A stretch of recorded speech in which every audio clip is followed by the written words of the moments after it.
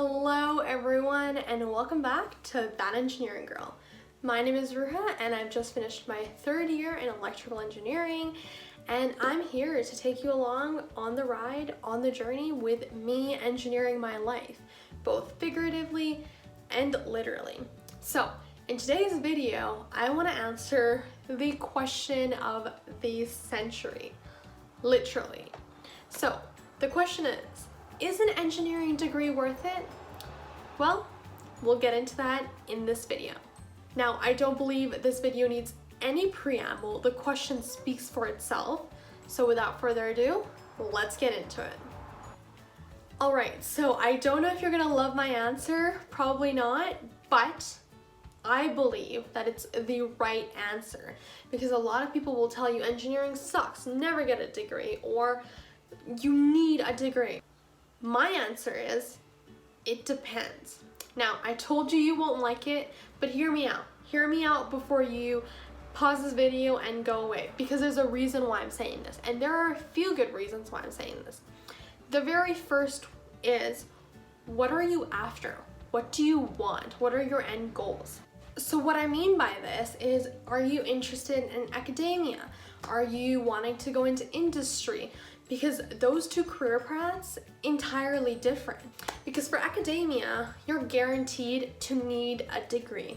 Now in industry, you still might need a degree, because while software engineering has really changed its course and it's very hands-on, the interviews these days, they're very technical, and you don't really need a degree to get a great job, especially in big tech. So companies like Google, Apple, Microsoft, you know what I'm talking about. Software engineering has really evolved. But if we talk about, say, chemical engineering, mechanical engineering, electrical engineering, nuclear engineering, those types of engineering, it's very, very, very hard to prove that you know what you're talking about and you're qualified to do the work that they want you to do if you don't have a degree. Now, before you debate me on this, yes, not everyone with a degree is competent, I agree. But what it shows at the very least is you know the technical knowledge to actually get that degree. Now applying it, entirely different conversation. But the fact that you have that degree proves to people that you've seen the technical knowledge. Because coding is so different than creating a power circuit, for example.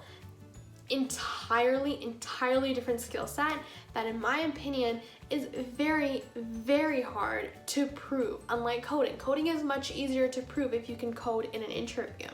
Same thing goes for, say, let's take chemical engineering. It is so hard to prove to people that, oh, I know how to design a pipe, you can trust me with that, if you don't have some sort of foundation to back that up, like a degree or even a master's degree, right? Because if you're doing pipes, then you probably want to specialize. My point here is, it's really depends on what engineering you're targeting, because your goals are going to change. How flexible can you be with a degree? Now, that's not your only consideration, because yes, you need to consider industry versus academia. And for industry, you need to think about, okay, well, what engineering am I interested in? Does that have a huge focus on a degree? Because I can tell you that for anything other than software engineering, there is still a high intensity focus on having a bachelor's at the very least. Now, what I'm talking about now is, yes, those reasons are important, but now you need to ask yourself, okay, am I looking to get into something super niche? Now, I alluded to this before when I was talking about pipes, but say you want to get into processor design. Now, that is a very, very, very niche and specific field of work. For something like that, especially based off of conversations I've had, because this is based off of real events and personal experiences, if you tell someone, I want to do processor design, you're guaranteed to hear, okay, you're going to need to do higher level education. Because to do that level of intricate work that is very, very high priority and very, very important, like the slightest mistake will ruin things, and believe me, it will, from my understanding, you need to know what you're doing. And to be able to prove that to people, you're gonna have to show masters, you're gonna have to show PhDs. So it really depends on what you want. Understand what you want, what is enough for what you want, how focused is what you want, what will get you to where you want to go. Those are the questions you need to be asking yourself, not is an engineering degree worth it? Because that's not the right answer. The right question is, what do I need to do to get to where I want?